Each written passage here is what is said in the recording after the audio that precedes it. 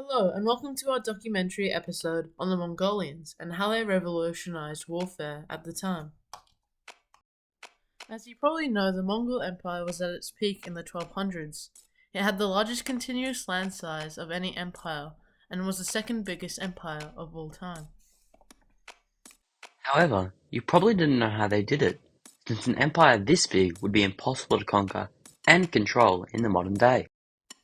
This secondary source shows its size was over 23 million square kilometers large, which is more than 3 times larger than Australia. You can definitely see its sheer size as the empire stretches from Russia to Vietnam, China to Iran. It was a truly marvelous feat. Such an empire of this size would definitely not be possible today. So what was it that made the Mongolians so powerful? Was it their leaders or their battle tactics? Well, if you look at it closely, it's a large combination of both. The Mongol Empire was ruled by Genghis Khan.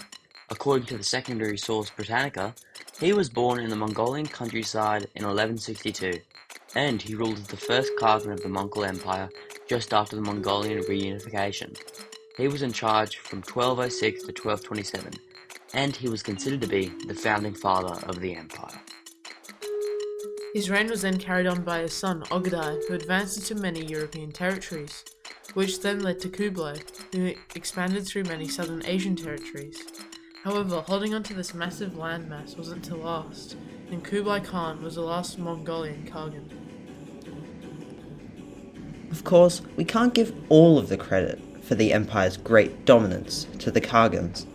The Mongolian culture at the time focused heavily on their main three principles of living: a simple, balanced, and honest life.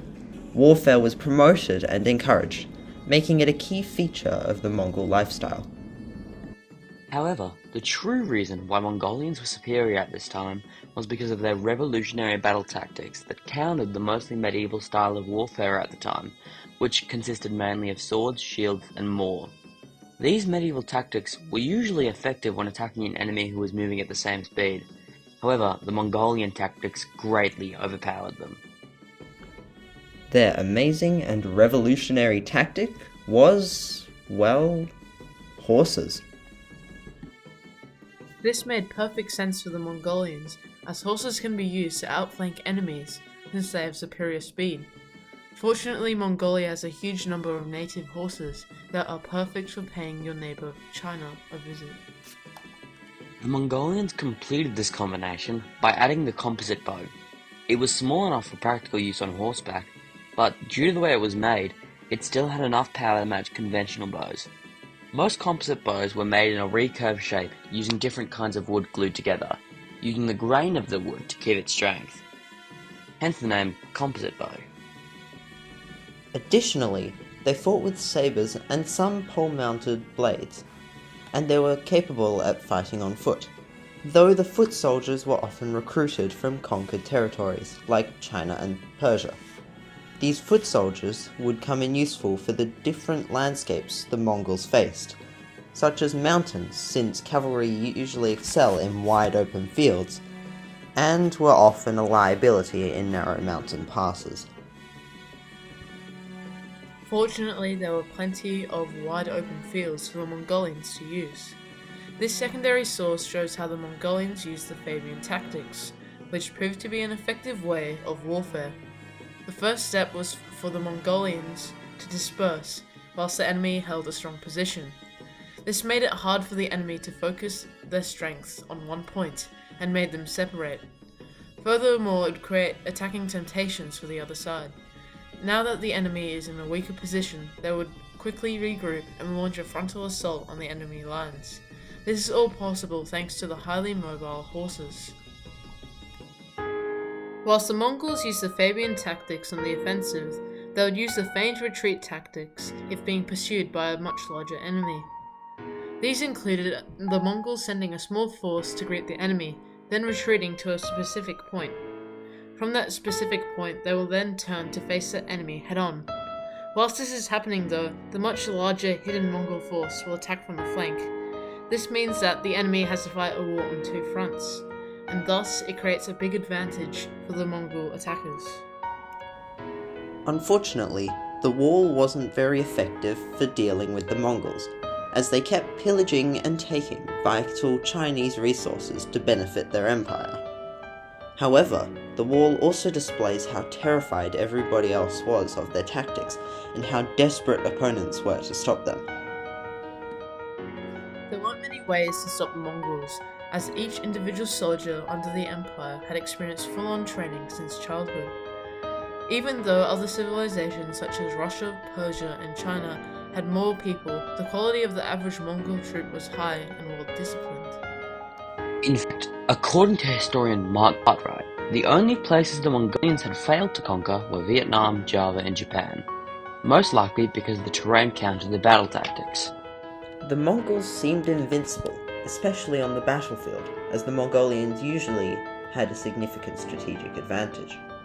Enemy soldiers would be thwarted by composite bows, and defensive structures were rendered useless because of the highly mobile cavalry. So what changed the tide? How did the Mongolians lose it all?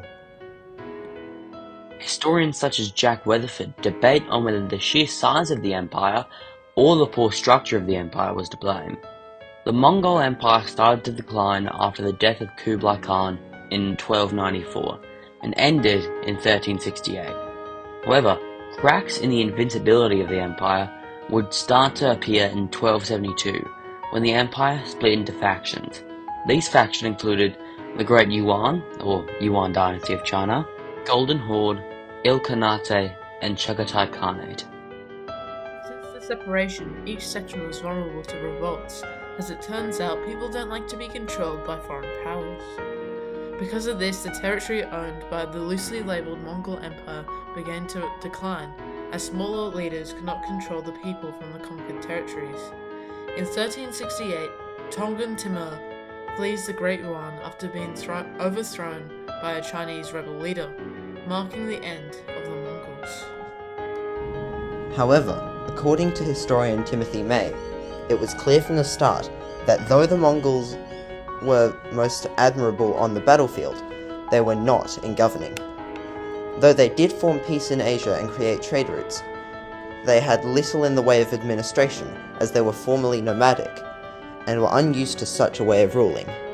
Some could say that their rapid success would not last long. This would mark the unfortunate downfall of the Mongols, as each section couldn't sustain themselves as they didn't have access to vital resources. In some cases, such as the Chagatai Khanate, the section had basically lost most of its Mongolian influence, as the territory was disconnected from the physical birthplace. But we can still see the effects of the Mongol Empire even today, through famous landmarks and geopolitical conditions in the current world. The Mongols are a prime example of how revolutionary warfare tactics can completely change the playing ground. Furthermore, innovations were taken from Mongol technology and ideas which have been applied, such as the Fabian strategy, which has slowly changed into flanking tactics that can be seen in future events, such as the Napoleonic Wars. We have a lot to thank the Mongolians for, as they left a significant impact on warfare. Thank you for listening to our documentary.